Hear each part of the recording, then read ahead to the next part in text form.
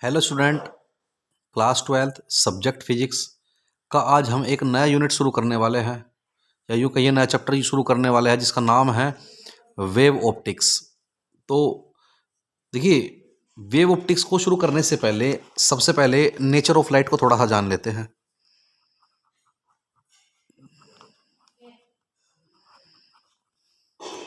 इसमें लाइट के नेचर को बताने के लिए कुछ थ्योरीज दी गई हैं। सबसे पहले हम उन थ्योरी को डिस्कस करने वाले हैं। तो सबसे पहली थ्योरी जो थी लाइट के बारे में, अलग अलग साइंटिस्ट आए, सब ने अपनी अलग अलग बात बताई। सबसे पहली थ्योरी आई थी कार्पस्कुलर थ्योरी ऑफ लाइट। इस थ्योरी में क्या बताया गया था? इस थ्योरी की डिस्कवरी न्यूटन साहब ने करी थी। तो न्यूटन साहब ने क्या कहा था? 1675 एडी में ये डिस्कवरी हुई थी और न्यूटन साहब ने कहा था कि जो लाइट है वो छोटे टिनी पार्टिकल्स के रूप में चलती है और उन टिनी पार्टिकल्स को कार्पसल्स कहते हैं। और ये जो कार्पसल्स होते हैं ना, ये बहुत ही हाई स्पीड से किसी ल्यूमिनस ऑब्जेक्ट से निकलते हैं, चमकीली ऑब्जेक्ट से बहुत ही हाई स्पीड से निकलते हैं। और ये जो कार्पसल्स होते हैं ना, ये मासलेस होते हैं। निकलते कहीं से हैं? लुमिनस चमकीली ऑब्जेक्ट से निकलते हैं और बहुत ही हाई स्पीड से ट्रैवल करते हैं और ये मासलेस होते हैं। मासलेस का मतलब इनके पास कोई मास नहीं होता। अगर वास्तविकता में लाइट के पास कुछ मास होता तो अगर हम सनलाइट में खड़े हो जाते तो कहीं ना कहीं हमें वो सनलाइट चोट मारती। वो क्योंकि सनलाइट हमें कोई चोट नहीं लगाती, क्योंकि सनलाइट कैसी है? मासलेस है, ऐसा न्यूटन साहब ने बताया। तो यह थ्योरी एक्सप्लेन कर पाई थी कुछ फिनोमिना जैसे कि रिफ्लेक्शन, रिफ्रैक्शन और रेक्टिलिनियर प्रोपगेशन ऑफ लाइट। ठीक है, यानी कि रिफ्लेक्शन को प्रूफ कर दिया था, रिफ्रैक्शन को प्रूफ कर दिया था, और रेक्टिलिनियर प्रोपगेशन ऑफ लाइट को भी इसने प्रूफ कर दिया था, यानी कि light always travel in a straight line. But इस थ्योरी को फिर भी डिस्कार्ड कर दिया गया क्योंकि इसने कुछ चीजें जैसे कि आपका डिफ्रैक्शन और इंटरफेरेंस अभी आएगा चैप्टर में आगे, उससे ये थ्योरी एक्सप्लेन नहीं कर पाई थी। बट इस थ्योरी की हेल्प से अल्बर्ट आइंस्टाइन एक साइंटिस्ट हुए, उन्होंने इस थ्योरी को लिया और इस थ्योरी के बेस पर एक बहुत ही इंपॉर्टेंट नियम निकाल दिया था, फोटो इलेक्ट्रिक इफेक्ट, जिसे हम अगली कुछ वीडियोस में डिस्कस करेंगे। अभी उसे डिस्कस नहीं करेंगे फोटो इलेक्ट्रिक इफेक्ट को। चलिए, ये थी कार्पस्कुलर थ्योरी ऑफ लाइट। ठीक है, अभी डिस्कस करने वाले हैं सेकंड हेडिंग अपना, वेव थ्योरी ऑफ लाइट। अभी ये बड़ा इंपॉर्टेंट खेल होने वाला है अपना, वेव थ्योरी ऑफ लाइट। ये क्या चीज है वेव थ्योरी ऑफ लाइट? इसमें क्या बताया गया है? इसमें 1678 में एक साइंटिस्ट थे जिनका नाम था हाइगेंस। उन्होंने इस थ्योरी को दिया था। हाइगेंस ने कहा था कि लाइट ट्रैवल करती है एक, जैसे कि लॉन्गिट्यूडनल वेव नहीं चलती आपकी, लॉन्गिट्यूडनल वेव का मतलब होता है बच्चों कि जिस डायरेक्शन में आपका वेव चलता है ना, उसी डायरेक्शन में अगर आपका एनर्जी फ्लो करे उससे आप लॉन्गिट्यूडनल वेव कहते हैं। जैसे कि किसी स्ट्रिंग के अंदर का वाइब्रेशन, वो लॉन्गिट्यूडनल वेव होता है आपका। तो जैसे साउंड ट्रैवल करता है आपका, साउंड ट्रैवल करता है ना, साउंड कैसा वेव है आपका? Longitudinal wave. जैसे साउंड ट्रैवल करता है एयर में, वो लॉन्गिट्यूडनल वेव है आपका। तो उन्होंने कहा कि आपकी स्पीड ऑफ लाइट भी लॉन्गिट्यूडनल वेव ही है, जैसे कि साउंड प्रोपोगेट करता है एयर में। उन्होंने कहा कि लाइट वेव प्रोपोगेट करती है हर एक डायरेक्शन में, और लाइट प्रोपोगेशन के लिए उन्होंने इस यूनिवर्स में एक हाइपोथेटिकल मीडियम दिया जिसे उन्होंने इथर कहा था, कि इथर मान लिया गया चारों ओर हमारे है और उसी इथर में लाइट ट्रैवल करती है हर एक डायरेक्शन में। बट बाद में इस नियम को डिस्कार्ड कर दिया गया क्योंकि इथर जैसा कोई हमारे चारों ओर मीडियम ही नहीं है। पर यह थ्योरी सक्सेसफुली कुछ चीजों को एक्सप्लेन कर चुकी थी, रिफ्लेक्शन को, रिफ्रैक्शन को, इंटरफेरेंस को, डिफ्रैक्शन को, पोलराइजेशन को। अभी ने हम डिस्कस करेंगे, पोलराइजेशन तो हमारे सिलेबस का इस साल पार्ट नहीं है। अब ये थ्योरी फेल क्यों हुई? Wave theory of light fail क्यों हुई? क्योंकि ऐसा माना गया था कि light is a form of, light जो है ना वो नेचर में ट्रांसवर्स होती है, कि जिस डायरेक्शन में एनर्जी चलती है पार्टिकल उसके परपेंडिकुलर मूवमेंट करते हैं। इस कारण इस थ्योरी को भी डिस्कार्ड कर दिया गया था, वेव थ्योरी ऑफ लाइट को। पर हर थ्योरी का अपना एक अलग महत्व होता है बच्चे। चलिए आगे पढ़ लेते हैं थ्योरी नंबर 3, जिसका नाम है आपका इलेक्ट्रोमैग्नेटिक नेचर।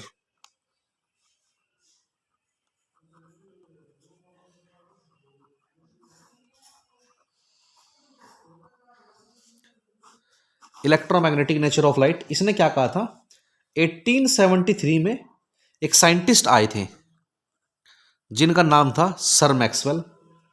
उन्होंने यह बताया था कि लाइट जो है ना वो प्रोपगेट करती है इलेक्ट्रिक और मैग्नेटिक फील्ड के ऑसिलेशन से, यानी कि जो लाइट का जो प्रोपगेशन है ना, लाइट का जो प्रोपगेशन है वो इस प्रकार का है, यानी ये तो चल रही, ये रही वाइब्रेशन आपके इलेक्ट्रिक फील्ड के, ये वाइब्रेशंस किस चीज के हैं आपके, इलेक्ट्रिक फील्ड के वाइब्रेशन है ऐसा सारे।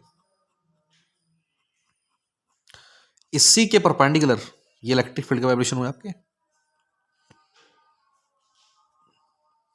इसी के परपेंडिकुलर आपके मैग्नेटिक फील्ड के वाइब्रेशंस भी है ये, और ये रखिए आपकी स्पीड ऑफ लाइट सी, ये आपकी स्पीड ऑफ लाइट, ठीक है, स्पीड ऑफ लाइट है। और इसी इन्हीं वेव को मैक्सवेल साहब ने क्या नाम दिया था, इलेक्ट्रोमैग्नेटिक वेव्स इन्हें नाम दिया था। और उन्होंने एक बात और कह दी थी कि जो इलेक्ट्रोमैग्नेटिक वेव्स होती है ना, electromagnetic waves are those type of waves which does not require any medium for its propagation, यानी इलेक्ट्रोमैग्नेटिक वेव्स ऐसी वेव्स होती है जिन्हें चलने के लिए किसी मीडियम की रिक्वायरमेंट नहीं होती। और वाकई में ही लाइट इलेक्ट्रोमैग्नेटिक वेव इलेक्ट्रोमैग्नेटिक होता है नेचर में, क्योंकि उसे चलने के लिए किसी मीडियम की रिक्वायरमेंट बिल्कुल ही नहीं होती। और ये भी कहा था उन्होंने कि ये जो वेव होती है ना, ये नेचर वाइज ट्रांसवर्स होती है, बिल्कुल नो मीडियम इज रिक्वायर्ड। एक तो इन्हें किसी मीडियम की रिक्वायरमेंट नहीं थी, चलो ये तो बात पक्की है कि मीडियम की कोई रिक्वायरमेंट इन्हें नहीं थी, और दूसरी ये नेचर वाइज कैसी थी, ट्रांसवर्स थी, ठीक है। क्योंकि ये सपोज अगर आपका एक्स एक्सिस में है ना, अगर स्पीड ऑफ लाइट आपका एक्स एक्सिस में है, स्पीड ऑफ लाइट जो आपका 3 × 10⁸ है मीटर पर सेकंड, जो स्पीड ऑफ लाइट अगर आपका एक्स एक्सिस में है, तो इलेक्ट्रिक फील्ड और मैग्नेटिक फील्ड दोनों ही आपके वाई और जेड डायरेक्शन में वाइब्रेट करते हैं। यानी इलेक्ट्रिक जिस डायरेक्शन में आपका वेव प्रोपगेशन हो रहा है, एनर्जी वाले पार्टिकल, कौन है एनर्जी वाले पार्टिकल, इलेक्ट्रिक और मैग्नेटिक फील्ड दोनों एनर्जी वाले पार्टिकल है, वे आपके इस एक्स एक्सिस के परपेंडिकुलर वाइब्रेट कर रहे हैं, जो इस चीज को बताता है कि electromagnetic waves are transverse in nature, ठीक है। बट यही बात वेव थ्योरी के बेस पर, जैसे पहले एक बात कही गई थी कि लाइट का जो नेचर है वो रेक्टिलिनियर होता है, कि light always travel in a straight line, ये तो सिंपल प्रॉपर्टी है। तो वेव थ्योरी के बेस पर हाइगेंस साहब से भी पूछा गया था कि आप बताइए कि आप कह रहे हैं कि लाइट वेव के रूप में चल रही है, बट लाइट का जो नेचर होता है वो तो रेक्टिलिनियर प्रोपगेशन का होता है। तो तब वेव थ्योरी के बेस पर भी उन्होंने इस बात को क्लियरिफाई करने के लिए बता दिया था कि जो लाइट चलती है ना, उसका वेवलेंथ बहुत ही छोटा है, छोटी छोटी वेवलेंथ के रूप में चलती है। लाइट का वेवलेंथ कैसा है, बहुत ही छोटा है। अगर आप इसे किसी एक व्यू ऑफ एंगल से देखेंगे तो ये आपको स्ट्रेट लाइन में ही नजर आएगी। चलिए, रेक्टिलिनियर प्रोपगेशन तो वेव थ्योरी पर बेस कर चुके थे। और यहाँ पर इलेक्ट्रिक फील्ड और वाइब्रेशन के भी जो सेम केसेस हैं, इनकी भी वेवलेंथ काफी छोटी बताई गई थी, जिसके कारण रेक्टिलिनियर प्रोपगेशन भी इलेक्ट्रोमैग्नेटिक नेचर ऑफ लाइट में सक्सेसफुली बता दिया गया था। चलिए, ये 3 थियोरीज आपकी हो गई है। बात करते हैं नेक्स्ट थ्योरी की, और नेक्स्ट थ्योरी है आपकी Planck's quantum theory of light. Theory number 4, Planck's quantum theory of light. Quantum theory of light, देखिए मैक्स प्लैंक ने, एक साइंटिस्ट है मैक्स प्लैंक, उन्होंने लाइट की क्वांटम थ्योरी दी। उन्होंने कहा कि लाइट जो है ना, छोटे छोटे पैकेट्स के रूप में चलती हैं, और इन पैकेट्स को नाम दिया गया था क्वांटम। और हर एक क्वांटम का अपना एक सेपरेट एनर्जी होता है, और इन पैकेटों को उन्होंने नाम एक और दिया था फोटोन। इन्हीं क्वांटम को नाम क्या, इन पैकेट को कहा क्वांटम, क्वांटम को इनको क्या कहा था, फोटोन कहा था, ठीक है। और 1905 में 1905 में अल्बर्ट आइंस्टाइन ने इसी थ्योरी को इस्तेमाल करके नियम जो फोटो इलेक्ट्रिक इफेक्ट था, 2 चीजों को लिया था, कार्पस्कुलर थ्योरी ऑफ न्यूटन और मैक्स प्लैंक की क्वांटम थ्योरी को लेकर उन्होंने फोटो इलेक्ट्रिक इफेक्ट भी निकाल दिया था। तो हमने देखा इसमें कुछ फिनोमिना को भी ये सही प्रकार से आपका शो कर रहा था, जैसे कि आपका इंटरफेरेंस, डिफ्रैक्शन, पोलराइजेशन, ठीक है। तो अब आगे तो ऐसा भी कहा गया था कि कार्पस्कुलर थ्योरी ने कहा था कि लाइट जो है वो पार्टिकल है, जिसे कार्पसल्स कहा था। और आगे कहा था कि लाइट जो है वेव की तरह बिहेव करता है। तो बाद में डी ब्रोगली एक साइंटिस्ट आए जिन्होंने कह दिया कि लाइट जो है उसके पास तो डुअल नेचर होता है। डुअल नेचर, डुअल नेचर का मतलब दो नेचर होता है, वो पार्टिकल की तरह भी बिहेव करता है और वो वेव की तरह भी बिहेव करता है। ठीक है स्टूडेंट, चलिए अभी ये तो बात हुई कुछ थ्योरीज की जो आपकी लाइट से रिलेट करती थी। अब शुरू करते हैं अपना चैप्टर, और हमारा जो आज का पहला हेडिंग है वो है वेव फ्रंट। देखिएगा ये वेव फ्रंट क्या होता है।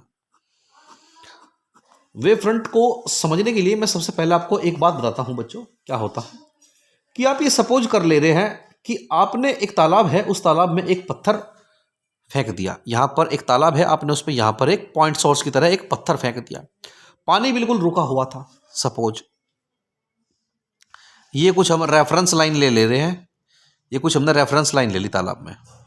ठीक है बच्चों, कुछ रेफरेंस लाइन आपने ले ली है, तो ये रुके हुए पानी में कुछ रेफरेंस लाइन आपने ली। वेव फ्रंट को समझाने के लिए आपको कुछ एग्जांपल से बात क्लियर करते हैं। सबसे पहले तो जैसे ही आपने पत्थर मारा तो कुछ सर्कुलर पैटर्न आपको ऐसे दिखाई दिए, कुछ सर्कुलर पैटर्न आपको कुछ इस प्रकार के दिखाई दिए। देखिए सर्कुलर पैटर्न ऐसे क्यों बनाए गए हैं उस बात का भी आपको अभी जस्टिफिकेशन दे रहे हैं। कुछ सर्कुलर पैटर्न आपको इस प्रकार के दिखाई दिए वहां पर। तो देखिए मैक्सिमम जब आपका कोई भी वेव होता है जो मैक्सिमम डिस्प्लेसमेंट करती है ना, ये वेव, ये आपका एम्पलीट्यूड कहलाता है बच्चे। और ये जो मैक्सिमम डिस्प्लेसमेंट पॉजिटिव डायरेक्शन होता है ना, इससे आप कहते हैं क्रेस्ट। और जो निगेटिव डायरेक्शन में आपका मैक्सिमम डिस्प्लेसमेंट होता है ना, इसे आप बोलते हैं ट्रफ। तो जैसे ही किसी तालाब में पत्थर मारा गया तो अल्टरनेट ऑर्डर पर वो अपनी क्रस्ट पर ये गया, अपने क्रस्ट पर मैक्सिमम पोजीशन तक गया, सिमिलरली अपनी ट्रफ पर भी मैक्सिमम पोजीशन तक गया। ठीक है, तो कुछ ऐसे पॉइंट वहां पर लिए गए जो सारे के सारे एक ही फेज पर वाइब्रेट कर रहे थे। सपोज कोई वेव है, ये वेव है, इस वेव का ये वाला पॉइंट जो है ना, ये वाला पॉइंट अपना ये फाइनल पॉइंट है बच्चे, ये मैक्सिमम पॉइंट होता है। तो इस मैक्सिमम पॉइंट पर वे सारे के सारे पार्टिकल वाइब्रेट कर रहे थे। तो जो सारे के सारे पार्टिकल एक ही मैक्सिमम पॉइंट पर वाइब्रेट करते हैं उसे ही हम क्या कहते हैं, वेव फ्रंट कहते हैं बच्चों। आप ऐसा भी समझ सकते हैं कि सर ऐसा तो नहीं कि जब वेव का कंप्लीट चक्कर होगा क्या वही वेव फ्रंट है? नहीं सर, इससे पहले तो ये यहां तक पाई एंगल बना चुका था, वेव फ्रंट तो यहां तक भी होगा, बिल्कुल होगा भाई। इससे पहले जितने भी पार्टिकल थे यहां तक के पहले वाले फेज के, अगर हम इन सबको एक बेसिक आधार मानकर इन सबको भी मिला दें तो ये सारे के सारे पार्टिकल भी एक ही फेज में वाइब्रेट कर रहे हैं। तो इसको भी आपने क्या नाम दिया है, वेव फ्रंट नाम दिया है। अगर आप डेफिनेशन की बात करते हैं कि वेव फ्रंट का डेफिनेशन क्या है, तो डेफिनेशन के बारे में अगर बात करते हैं तो डेफिनेशन है इसका कि continuous locus of all such particle of the medium which are vibrating in same phase is known as wave front. Wave front क्या होता है बच्चों? कंटिन्यूअस लोकस होता है सच ऐसे पार्टिकल्स का किसी भी मीडियम के जो सेम फेज पर वाइब्रेट करते हैं, उसे हम क्या कहते हैं, वेव फ्रंट कहते हैं। ठीक है, तो एक प्रकार से आपको अगर कुछ पॉइंट्स मैं बताऊं तो वेव फ्रंट एक प्रकार से आपका क्या है, a wave front is a surface of constant phase. एक प्रकार से वेव फ्रंट आपका क्या है, ऐसा सरफेस है जिसमें सारे का सारा फेज कैसा है, कांस्टेंट है।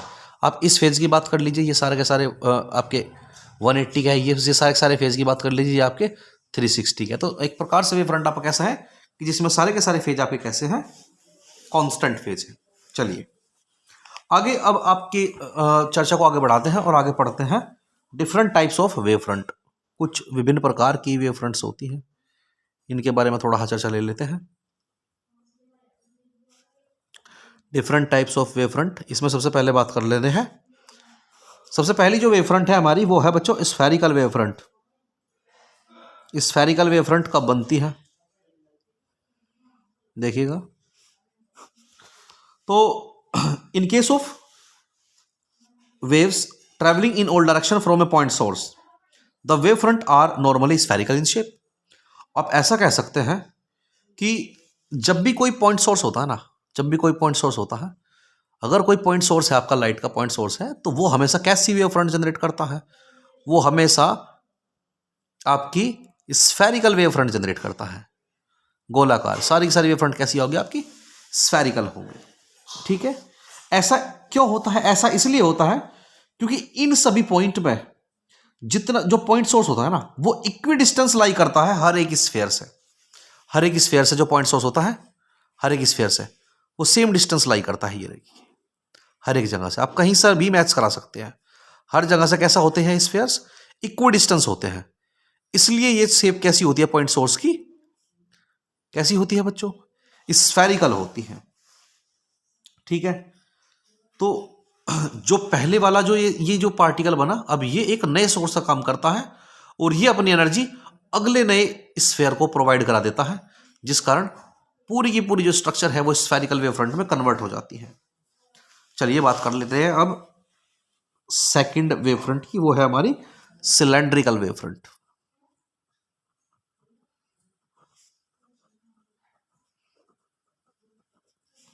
तो चर्चा को आगे बढ़ाते हैं और पढ़ते हैं कि क्या है हमारी cylindrical wave front.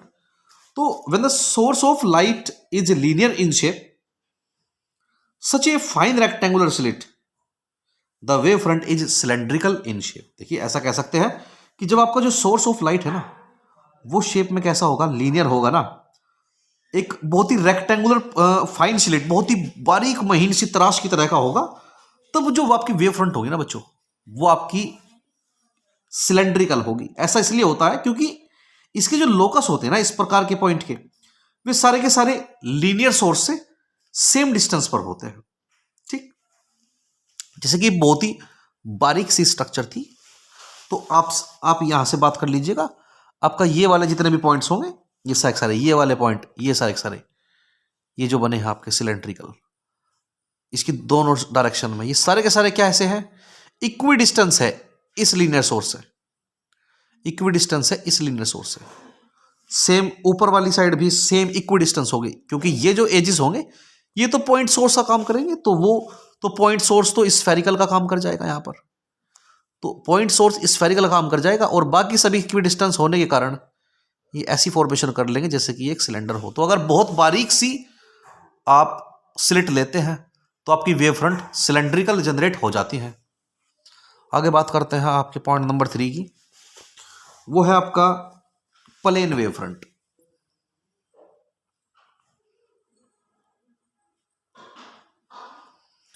Plane wave front आपकी कब बनती है?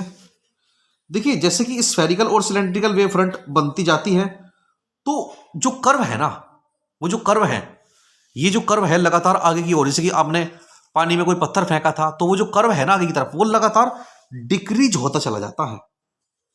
तो एक छोटा सा ही पोर्शन वेव फ्रंट का बड़ी दूरी पर रह जाता है, छोटा सा ही पोर्शन, और वो जो वेव बनती है ना फाइनली आपकी, वही तो आपकी कैसी होती है बच्चों?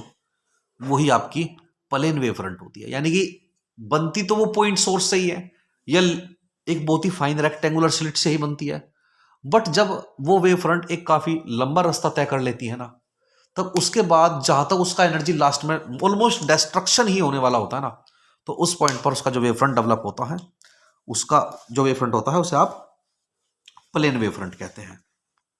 ठीक है बच्चों, अब बात कर ले रहे हैं रे ऑफ लाइट की। चलिए नेक्स्ट हेडिंग को आप डिस्कस कर ले रहे हैं, ray of light. Point two point हम रे ऑप्टिक्स को डिस्कस करेंगे बच्चों। अब डिस्कशन में लेकर आए हैं रे ऑफ लाइट। ये क्या होता है रे ऑफ लाइट? इसमें लिखा है कि इसके बारे में है कुछ कि it is seen that what ever is the shape of a wave front, the disturbance travel outward along straight line emerging from the source. उसने ऐसा कहा है रे ऑफ लाइट के बारे में कि अगर आप देखिए वेव फ्रंट का जो है ना शेप, वो कैसा भी शेप हो, पर जो एनर्जी है ना वो फॉरवर्ड डायरेक्शन में लगातार बढ़ती रहती है, और जिस डायरेक्शन में जो एनर्जी बढ़ती रहती है ना, उसे हमने क्या नाम दिया है? वेव नाम दिया है, रे नाम दिया है। तो an arrow drawn perpendicular to the wave front in the direction of propagation of a wave is called a ray. जो एक एरो ड्रॉ कर जाता है ना वेव फ्रंट की परपेंडिकुलर डायरेक्शन में, उसे हमने रे कहा है। जैसे कि पॉइंट सोर्स है, तो पॉइंट सोर्स ने कैसी वेव फ्रंट जनरेट करी है? स्फेरिकल। तो इसकी परपेंडिकुलर डायरेक्शन में जो भी आप एरो जनरेट करेंगे वही आपकी क्या होगी, रे ऑफ लाइट होगी। यानी कि स्फेरिकल जो आपकी वेव फ्रंट थी इसके परपेंडिकुलर जो भी आप लाइन ड्रॉ करोगे वही आपकी रे ऑफ लाइट होगी। ठीक है, अगर आप बेसिक बातें देखना चाहे और मेजर करना चाहे सेपरेशन वेव फ्रंट में और रे में, तो आपको ये चीज देखनी होगी कि रे जो है ना वो हमेशा क्या होती है, वेव फ्रंट के परपेंडिकुलर होती है। और एक बात, जो एक वेव फ्रंट से दूसरी वेव फ्रंट तक जाने का जो समय होता है ना वो कांस्टेंट होता है। यहां से यहां तक, यहां से यहां तक, हर पॉइंट से जाने पर जो समय रहता है वो आपका कांस्टेंट रहता है। कुछ एग्जांपल आप ले सकते हैं वेव फ्रंट के, जैसे कि आप ये कहिए कि आपकी प्लेनर वेव फ्रंट है, रे आप कैसे ड्रॉ कर सकते हैं, रे ऑफ लाइट, जैसे कि आपकी प्लेनर वेव फ्रंट है, ये सब आपकी कैसी वेव फ्रंट है, प्लेन वेव फ्रंट है। तो रे ऑफ लाइट का डायरेक्शन क्या होगा, इनके परपेंडिकुलर। तो ये आपका रे ऑफ लाइट है जो इनके परपेंडिकुलर है। तो ये है आपकी वेव फ्रंट, ये सब आपकी वेव फ्रंट है। और ये तीनों आपको दिखाई गई है, ये आपकी रे ऑफ लाइट है। अगर जैसे कि आपने कोई कॉन्वेक्स लेंस रखा है, जैसे कि ये आपने कोई कॉन्वेक्स लेंस रखा है, और आपको पता होगा कि प्रिंसिपल एक्सिस के पैरेलल चलने वाली रे हमेशा कहाँ को होकर जाती है, फोकस में को होकर जाती है कॉन्वेक्स लेंस के लिए। तो ये फोकस में को होकर गई। तो ये जो फोकस है ना जहां पर ये फाइनली मीट हुई है, ये एक पॉइंट सोर्स का काम करता है। और पॉइंट सोर्स हमेशा स्फेरिकल वेव फ्रंट जनरेट होती है, ऐसे स्फेरिकल, ऐसे ये पूरे के पूरे एक स्फीयर बन जाएंगे। बट ऐसा ही नहीं कि ये केवल कन्वर्जिंग लेंस से ही स्फेरिकल वेव फ्रंट बनी है, आप डाइवर्जिंग लेंस का भी इस्तेमाल करते हैं। डाइवर्जिंग लेंस आपका कौन सा होता है बच्चों, कॉनकेव लेंस होता है आपका डाइवर्जिंग लेंस। तो देखिएगा प्रिंसिपल एक्सिस के पैरेलल चलने वाली रे, क्योंकि डाइवर्जिंग लेंस है, रेज को डाइवर्ज कर देगा। ये यहां से भी रेज को क्या कर देगा, डाइवर्ज कर देगा। ये कहीं पीछे फोकस में मिलती हुई दिखाई देगी आपको। ये भी आपका एक पॉइंट सोर्स की तरह काम करेगा, और ये भी आपकी स्फेरिकल वेव फ्रंट ही जनरेट करेगा। ठीक है स्टूडेंट्स, तो ये सारी जो कहानी थी ये सब वेव फ्रंट के बारे में थी। आज की क्लास में हम इतना ही डिस्कस करेंगे, बाकी हम कल डिस्कस करेंगे हाइगेंस, नेक्स्ट वीडियो में Huygens principle of secondary wavelet. और इसी प्रिंसिपल के बेस पर बच्चे हम कल प्रूफ करेंगे reflection on the basis of wave theory, refraction on the basis of wave theory, जब रे ऑफ लाइट रेयर से डेंसर जाती है और जब रेयर से डेंसर और डेंसर से रेयर जाती है। और देखेंगे कि इफेक्ट क्या होता है वेवलेंथ का, फ्रीक्वेंसी का और स्पीड का रिफ्रैक्शन के दौरान। ये सारा का सारा हम समझेंगे आपका वेव फ्रंट के द्वारा। और देखेंगे कि क्या बिहेवियर होता है प्रिज्म का, कॉन्वेक्स लेंस का और कॉनकेव मिरर का, वो हम नेक्स्ट वीडियो में डिस्कस करेंगे। तब तक के लिए नमस्कार, आज के लिए इतना ही। Thank you class.